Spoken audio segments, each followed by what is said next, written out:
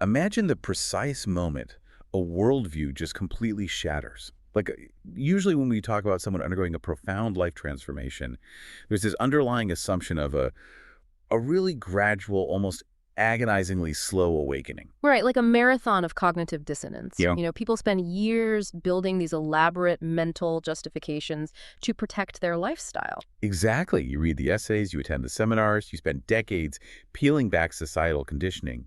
And eventually, after years of wrestling with your habits, the light bulb finally flickers on. Yeah, it takes a tremendous amount of time and friction to dismantle those defense mechanisms. But then, you look at the origins of lifelong dedication to animal liberation, and sometimes that gradual awakening is just completely bypassed. Suddenly, the entire architecture of normal society is revealed as this horrific facade in a single visceral moment. It's just an instantaneous, unsanitized paradigm shift. It really is. So welcome, everyone, to a brand new deep dive on the Vegan Stuff with Kawakushi podcast.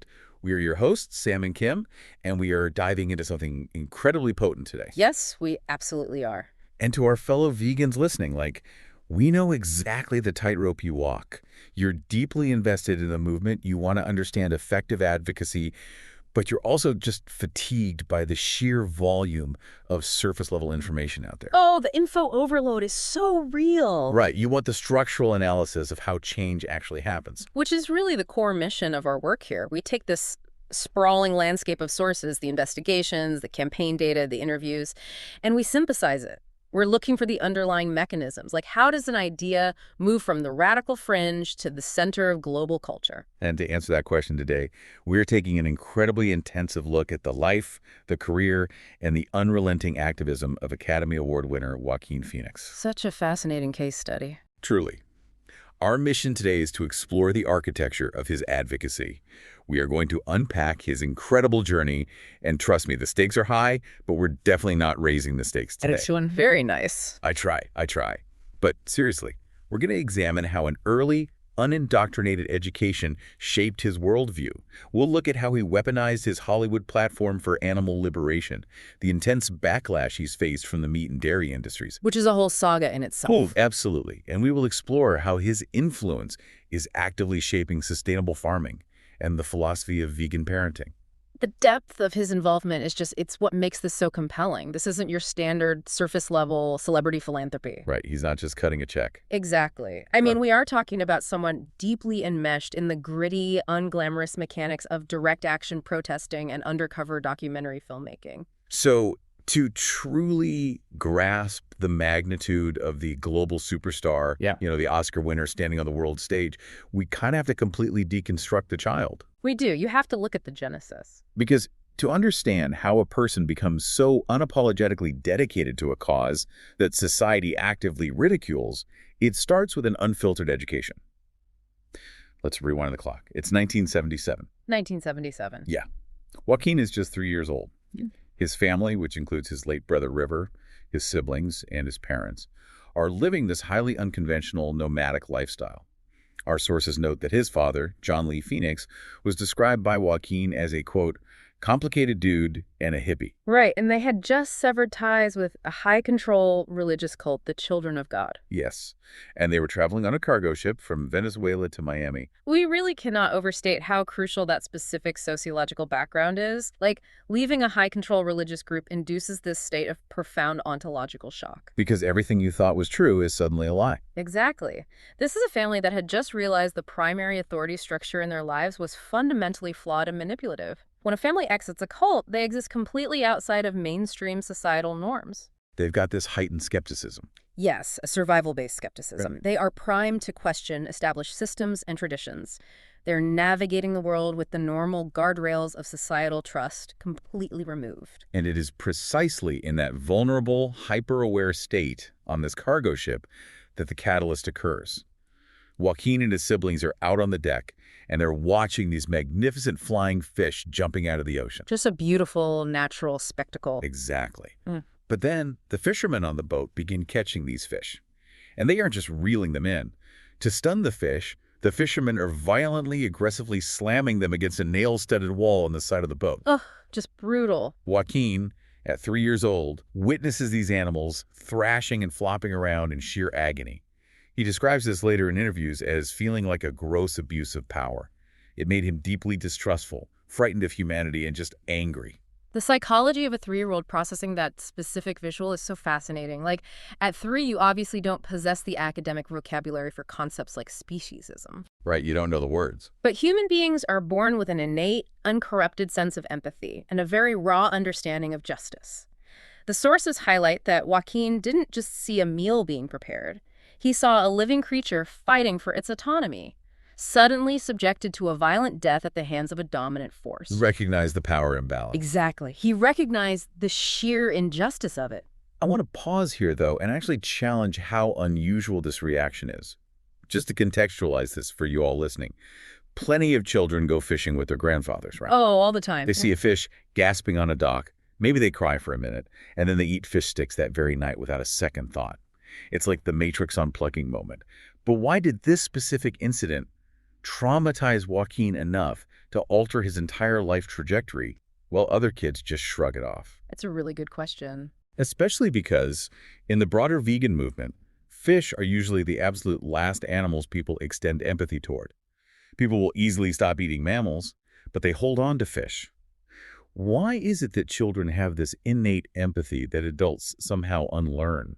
Well, it fundamentally comes down to the disruption of sociological conditioning. You know, you're right, children go fishing and quickly learn to ignore the suffering.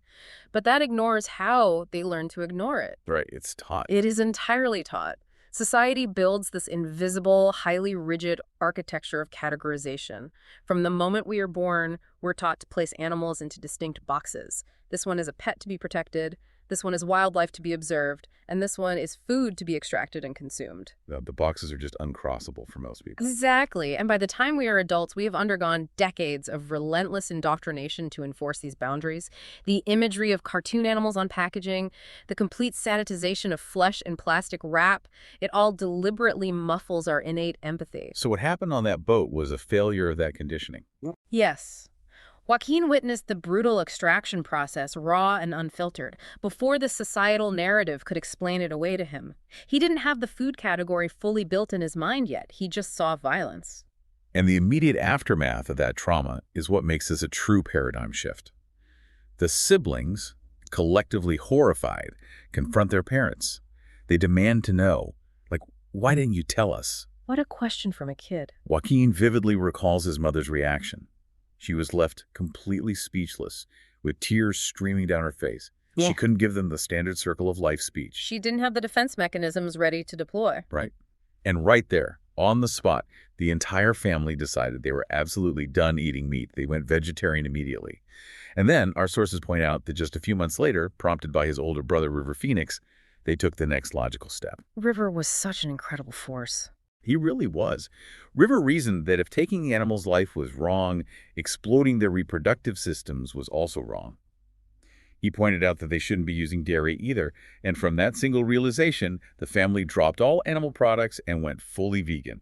That progression highlights the sheer velocity of critical thinking when it isn't bogged down by the anchor of tradition. Wow, yeah. You know, once the initial cognitive dissonance regarding the consumption of flesh was resolved, the logical extension to dairy was nearly instantaneous for them.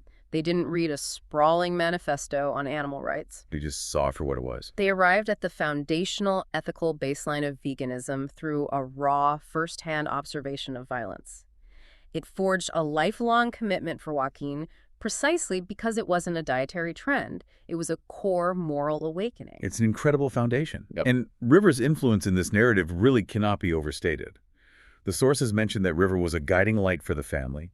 He was an activist in his own right, famously wearing PETA shirts to highly publicized events and refusing to wear leather for Hollywood roles. He was definitely ahead of his time. Joaquin's current, relentless activism is, in so many ways, the continuation of a fire that was lit on that cargo ship and fanned into existence by his brother. It's a beautiful and tragic legacy. It really is. So let's examine the mechanics of power now. We're moving from a powerless, traumatized 3-year-old child on a boat in 1977 to one of the most culturally influential men in modern Hollywood. Quite the leap. Yeah.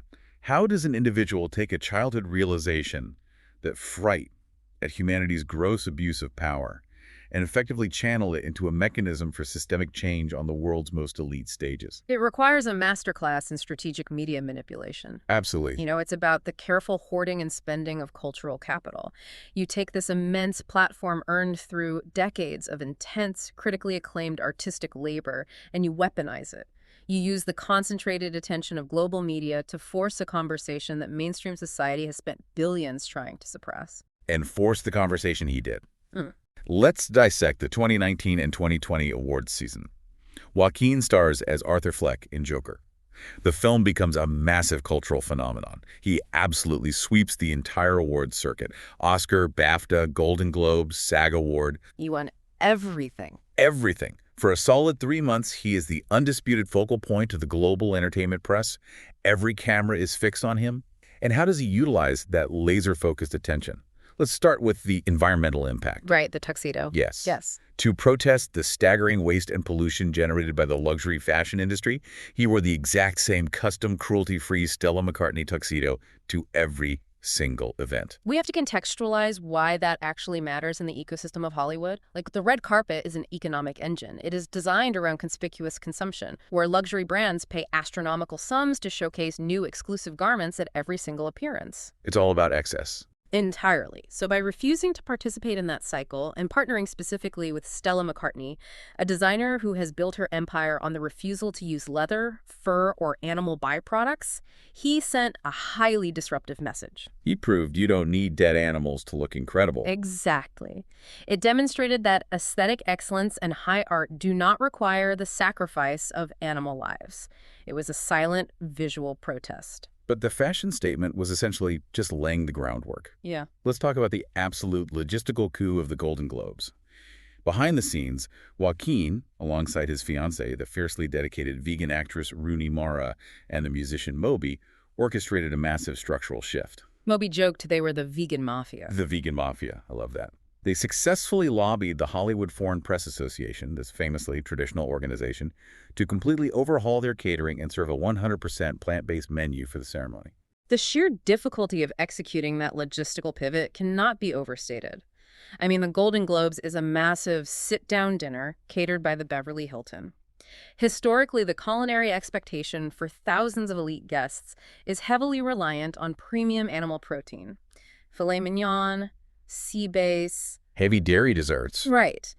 It is a deeply entrenched symbol of status and luxury.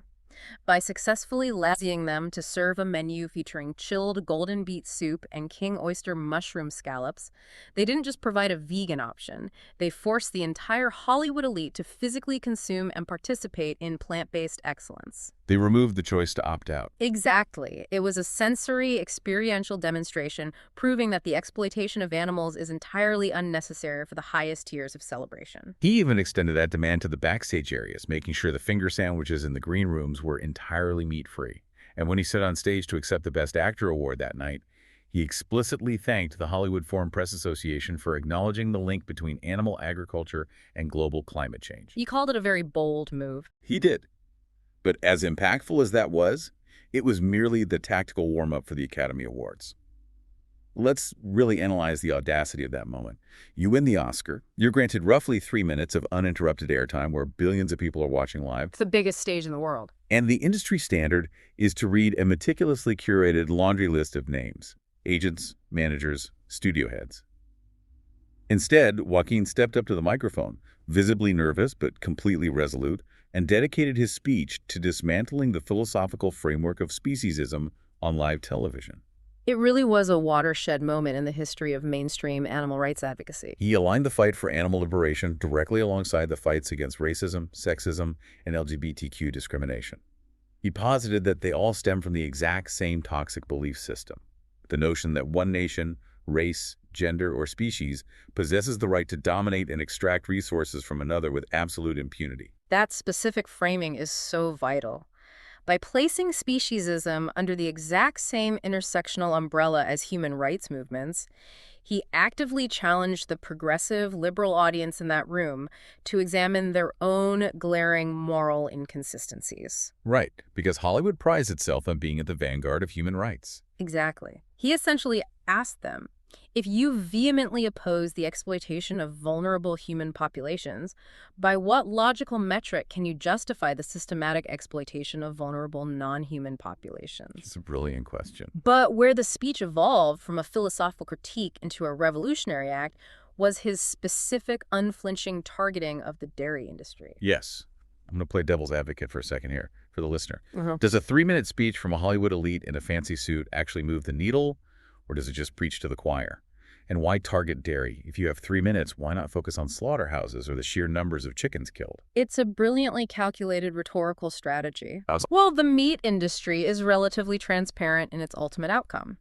The public knows, on some level, that meat requires a dead animal, even if they compartmentalize the cruelty, but the dairy industry. Oh, dairy hides behind the happy cow myth. Completely. The industry relies entirely on a carefully constructed, multi-billion-dollar facade. They've spent decades convincing the public that cows simply naturally produce excess milk and they're just grazing joyfully. Right. By explicitly describing the mechanics of artificial insemination and the theft of the newborn calf, Joaquin shattered that heavily guarded illusion in an instant. Let's actually quote the sources directly because his rhetoric was so precise. He said, quote, "We go into the natural world and we plunder it for its resources. We feel entitled to artificially inseminate a cow, and when she gives birth, we steal her baby, even though her cries of anguish are unmistakable. And then we take her milk that's intended for her calf, and we put it in our coffee and our cereal." To articulate that specific truth, in a room full of people who likely consume dairy in their coffee that very morning, it's a direct, unmitigated confrontation. He forced the public to view the industry not as a source of nourishment, but as a system built on sexual violation and profound maternal grief. He exposed the foundational lie, and the impact was immediate. The ripple effect of a speech like that is staggering. For the general public, it triggers a massive spike in search engine queries. People suddenly Googling, like, do cows need to be pregnant to produce milk? Or calf separation dairy farm. Exactly. It forces mainstream media outlets to publish explainer articles about practices that agricultural boards spend millions trying to keep hidden. And beyond that, think about what it does for the grassroots activists. Oh, it's immense validation. Right. When you are an activist standing on a cold street corner trying to explain calf separation to a hostile public, having a globally respected artist use his highest possible platform to amplify your exact talking points. It takes the vegan perspective and yanks it directly into the center of the cultural zeitgeist. It stops being fringe. Exactly. So now we understand the mechanics of power, and we understand that you do not drop a truth bomb of that magnitude onto a multi-billion-dollar industry without them immediately initiating a counteroffensive. When you threaten capital, capital reacts. Absolutely. Joaquin's words hit a raw nerve, and the morning after the Oscars, the pushback from the agricultural sector was swift and highly coordinated. It is the predictable life cycle of systemic disruption. When a system built on hidden exploitation is accurately described, the financial beneficiaries will inevitably perceive the truth as a hostile attack. The sources outline a major reaction from the UK's National Farmers Union, the NFU. The president of the NFU, Minette Batters, immediately went on the offensive. She vehemently accused Joaquin Phoenix, alongside other vegan celebs, of unfairly demonizing meat producers. Right, she claimed they were doing enormous damage to farmers' livelihoods. Yes. And furthermore, she stated that these globally broadcast vegan campaigns were directly causing severe mental health problems, immense stress, and deep anxiety for livestock farmers. The narrative they spun was very specific. Yeah, that small, hardworking family farmers were feeling victimized, entirely voiceless, and terrified of losing their businesses, all because of out-of-touch Hollywood elites. We need to unpack the psychology and the economics of this response incredibly carefully. And just to be clear for the listeners, we are simply reporting on the statements provided in our sources by both the NFU and the Vegan Society without taking any political sides here. We're just analyzing the sociological data. Of course. So the NFU is publicly stating that the mere articulation of animal rights philosophy is causing psychological distress to the individuals who profit from animal agriculture. However, the Vegan Society immediately responded by pointing out a stark statistical reality. 99% of the UK population still actively consumes animal products. Right, the industry is not facing an overnight shutdown. The factories are still running. Therefore, the anxiety being expressed by the farmers is not actually about an immediate cessation of business. The anxiety is generated by the undeniable rapid economic growth of the plant-based sector and the shifting cultural tide. It feels like a massive collective psychological projection. To put it in structural terms, it's like Blockbuster, blaming Netflix for their stress, completely refusing to acknowledge that the market itself is moving towards streaming. That's a great analogy. The animal agriculture industry is operating on an antiquated, inherently violent business model, and they are refusing to read the writing on the wall. They're basically trying to milk the victim card for all it's worth. There's the pun. I was waiting for it. Had to do it. Yeah. But from a vegan perspective, to hear an industry that systematically confines, mutilates, and slaughters trillions of sentient beings claim that they are the voiceless victims, the audacity is almost hard to comprehend. The irony embedded in their specific use of the term voiceless is profound. Animal rights groups seized on exactly that contradiction. PETA pointed out that the true victims, the ones experiencing undeniable daily physical torment, are the animals trapped within the system. And it's crucial to note that if you read the transcript of Joaquin's Oscar speech, he never engaged in personal attacks. He never said farmers are evil people. He launched a critique against the system. He attacked the overarching human entitlement to exploit the natural world. He simply explained the mechanical reality of the industry. Exactly. If an individual is experiencing severe mental health issues because a third party is accurately verbalizing their daily job description out loud, then perhaps the root of the trauma lies in the inherent nature of the job description itself. That is a deeply critical insight into agricultural psychology. The mental health crisis within farming communities and among slaughterhouse workers is very real. But sociological studies consistently demonstrate that this distress primarily stems from perpetration-induced traumatic stress, or PITs. Oh, wow. PIs. Can you explain that a bit more? Yeah, it's the profound, ongoing cognitive dissonance required to continually confine, mutilate, and kill animals. It takes a massive psychological toll. And it also stems from the crushing financial instability of a heavily subsidized market system where farmers are trapped in debt by massive agricultural conglomerates. So the trauma is structural. Entirely. It is not caused by an actor advocating for compassion. Furthermore, if we widen the lens, the urgent shift toward plant-based farming isn't merely an ethical imperative for animal liberation. It is an absolute environmental and public health necessity. We absolutely must touch on the environmental urgency because it makes the industry's defensiveness look even more reckless. The sources highlight that animal agriculture is the single largest source of anthropogenic methane emissions. And methane traps heat at a rate much more dangerous than carbon dioxide over a 20-year period. Right. The UN and thousands of climate scientists have been warning for years that a rapid transition away from meat and dairy is the only viable path to combating the climate crisis. The data suggests a global shift to a vegan diet could cut greenhouse gas emissions from food production nearly in half. And free up 76% of global land currently used for grazing and feed crops. It's staggering. And beyond the climate implications, we have to address the looming threat of zoonotic diseases. The sources reference the origins of viruses like bird flu, swine flu, and point to the mechanics that create outbreaks like COVID-19. These health crises are inextricably linked to our forced proximity to animals in cramped, unhygienic conditions, whether in unregulated wet markets or industrialized factory farms. High-density animal agriculture operates as a literal incubation chamber for the next global pandemic. Yeah. So, when farming unions express terror about their livelihoods disappearing, what is the vegan movement actually proposing? Because we aren't suggesting that rural economies should just go bankrupt, right? Exactly the opposite. The movement is advocating for a heavily supported structural transition. They want government subsidies redirected to collaborate with farmers, helping them shift their output from breeding animals to cultivating sustainable, high-yield crops. Like growing oats, soybeans, nuts, and vegetables. Yes. There is massive economic opportunity in the booming plant-based market. Human fear of systemic change is incredibly valid, and transitioning an entire sector requires immense financial support. But continuing to artificially prop up a cruel and ecologically devastating industry simply out of a fear of change, it's not a viable long-term strategy for anyone. It fails the animals, it fails the planet, and ultimately it traps the farmers in a dying system. So we've established that Joaquin Phoenix possesses the ability to deliver rhetorical masterclasses that shake global industries. He certainly does. But here is where the architecture of his advocacy becomes truly exceptional. It is one thing to stand on a stage in a custom suit and discuss injustice. It requires a completely different kind of fortitude to physically show up in the grim, unglamorous trenches of the movement. His deep commitment to direct action is what categorically separates him from performative celebrity activism.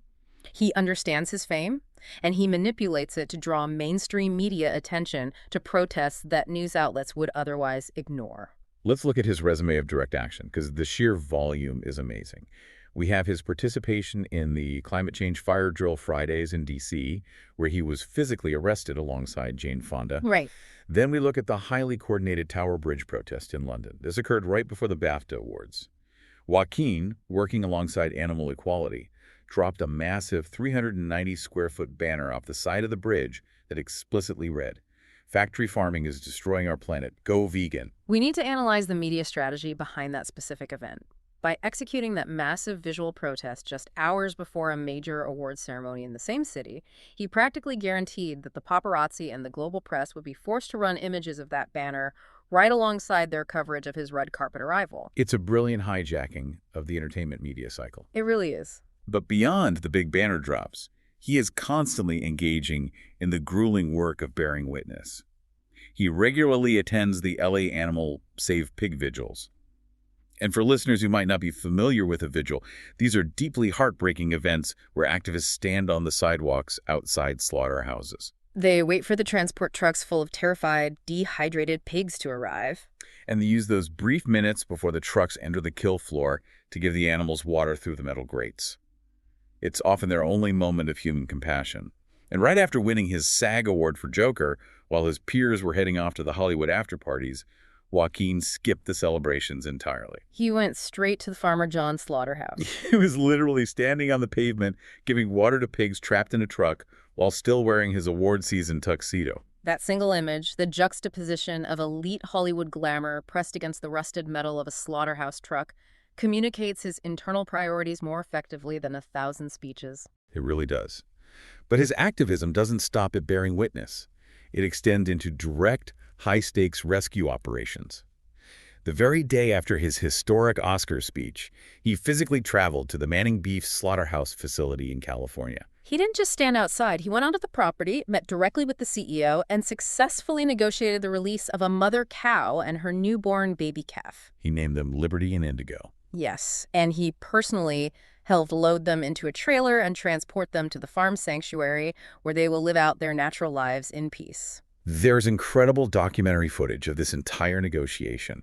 At one profound moment, Joaquin actually embraces the slaughterhouse owner. It demonstrates an immense capacity for empathy, not just for the animals, but also for the human beings trapped within the psychological machinery of this violent system. It is a phenomenal demonstration of nonviolent, compassionate advocacy. But alongside his physical presence at protests, we have to analyze his massive footprint in vegan cinema and investigative journalism. He understands that while speeches can change minds, visual proof of atrocities changes behaviors. His collaborative work with PETA is legendary. He narrated devastating undercover footage exposing a massive Walmart egg supplier in Ohio. The footage showed workers violently yanking hens by their wings, slamming their bodies against metal transport boxes and crudely gassing them. By attaching his recognizable, trusted voice to that footage, he prevents the public from simply scrolling past it. He forces the consumer to confront the bloody reality behind the sanitized supermarket shelf. And his extensive work in documentary film production has arguably converted more individuals to veganism than almost any other medium. He narrated Earthlings in 2005. For many of us, Earthlings is considered the absolute most impactful animal rights documentary ever created. It systematically breaks down our exploitation of animals for pets, food, clothing, entertainment, and research. Later, he narrated Dominion in 2018, which utilized drones and hidden cameras to expose standard industry practices. But he's also wielding his industry power as an executive producer. He backed What the Health, which exposes the collusion between the pharmaceutical industry, medical associations, and animal agriculture. He produced Gunda, too, which is this breathtaking, dialogue-free film that intimately follows the daily life of a mother pig. Yes, and End of Medicine, exploring the link between factory farming and zoonotic diseases. And crucially, he produced a highly controversial documentary called The Animal People.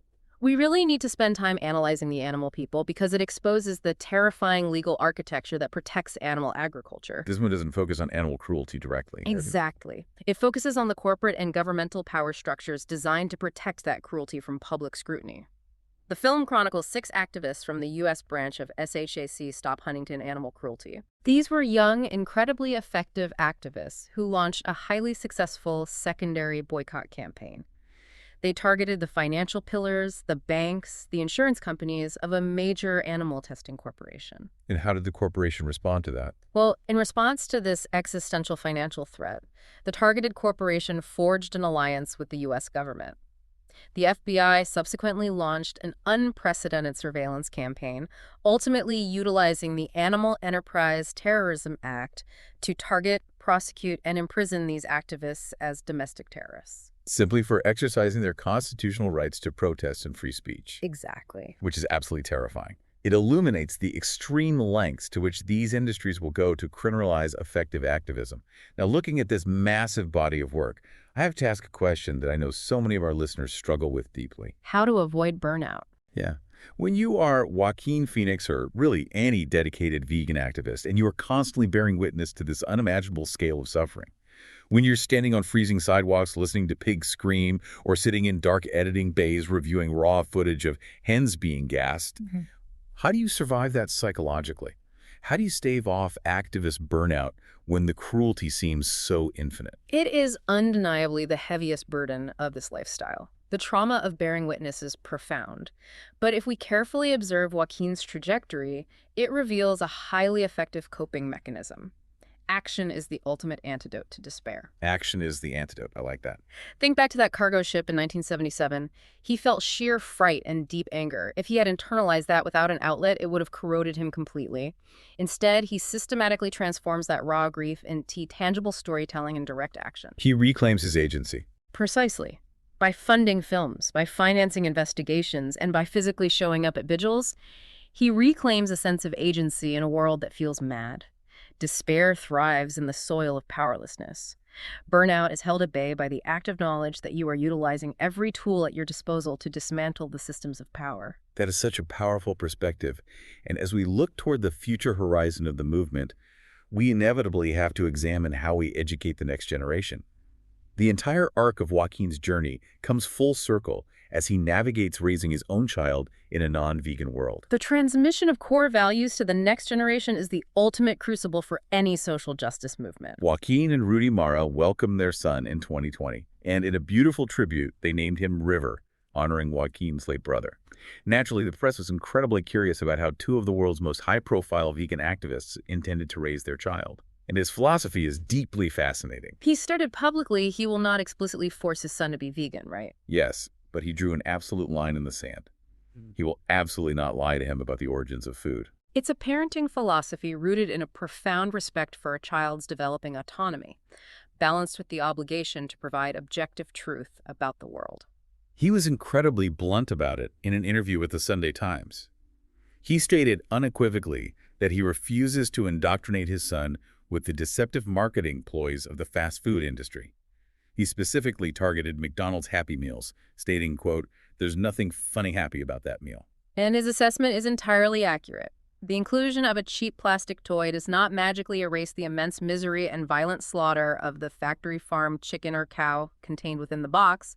It is a masterclass in corporate distraction. He also addressed the bizarre cognitive dissonance we force upon children through early literature.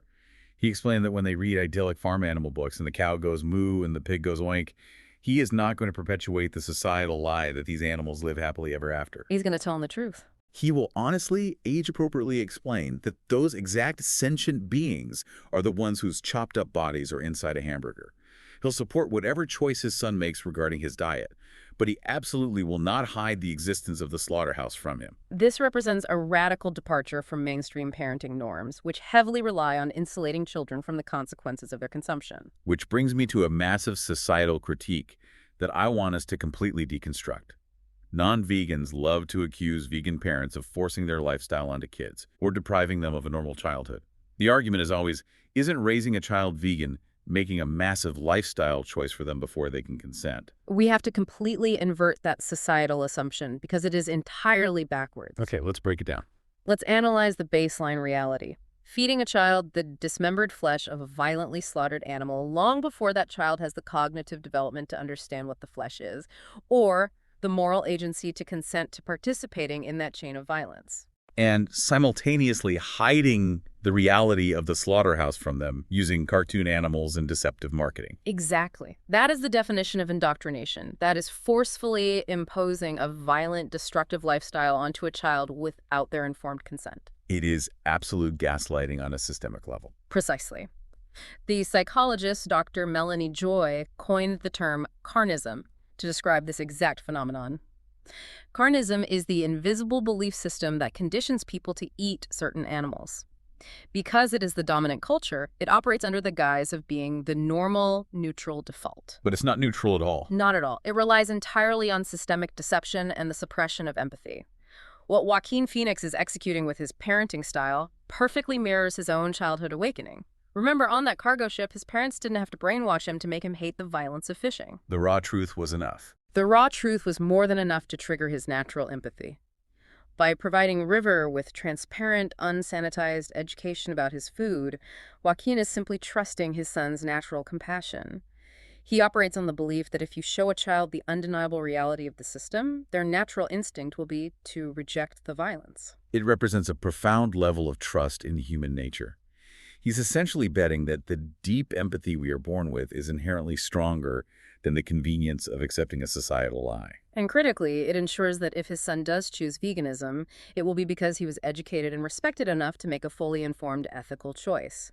It builds a foundation of conviction that is intellectually unshakable. As we synthesize everything we've explored today, the overarching arc of this journey is truly staggering. We began with a 3-year-old boy on a cargo ship, deeply traumatized by a dying fish. A child who looked at the adults around him, saw the failure of their moral consistency, and demanded, "Why didn't you tell us?" Such a powerful moment. We traced how that hyper-aware child grew into an undisputed Hollywood icon, a man who took the ultimate pinnacle of his professional career and utilized it to force an uncomfortable global conversation about the inherent cruelty of the dairy industry.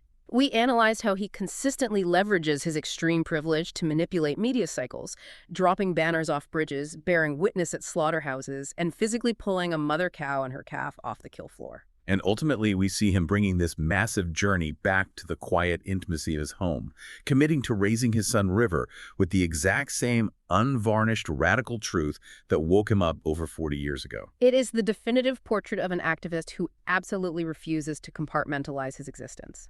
His art, his political strategy, his diet, his investments, and his approach to parenting are all inextricably unified by a single demand for justice and bodily autonomy for all sentient beings. And to our fellow vegans listening right now, we know that operating within this movement can often feel incredibly heavy, overwhelming, and deeply isolating. You might not possess a golden microphone at the Oscars, and you might not have the financial capital to buy out massive billboards in Times Square. But your actions still matter. They matter so much. Your daily choices, your willingness to have those difficult conversations at the dinner table, your absolute refusal to compromise on the truth of animal exploitation, and your commitment to never looking away. All of it fundamentally matters. You are a crucial part of the exact same movement, dismantling the exact same systems of oppression. To connect this entirely to the broader architectural picture we've been painting, I want to leave everyone with a final structural thought to ponder. Let's hear it.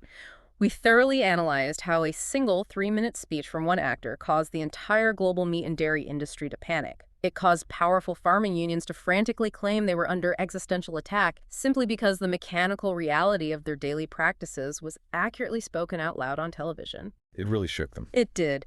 If the philosophical foundation of an incredibly powerful, multi-billion-dollar global industry is so incredibly fragile that the mere description of what they do causes the entire apparatus to tremble, imagine the unstoppable, world-altering power of our collective vegan voices when we absolutely refuse to stay silent. What truth will you choose to speak tomorrow? Wow. It truly makes you realize that the walls of the slaughterhouse may appear impossibly thick, but they are built entirely on foundations of glass. Thank you so much for joining us on this deep dive. Keep questioning the narratives, keep exploring the mechanisms of change, and keep standing up unapologetically for the animals. Thanks for listening, everyone. Remember, the deliberately muddy waters of societal conditioning can always be cleared with an unrelenting commitment to the truth. Sometimes all it takes to change the world is a willingness to see the stark reality right in front of us and the profound courage to simply unplug.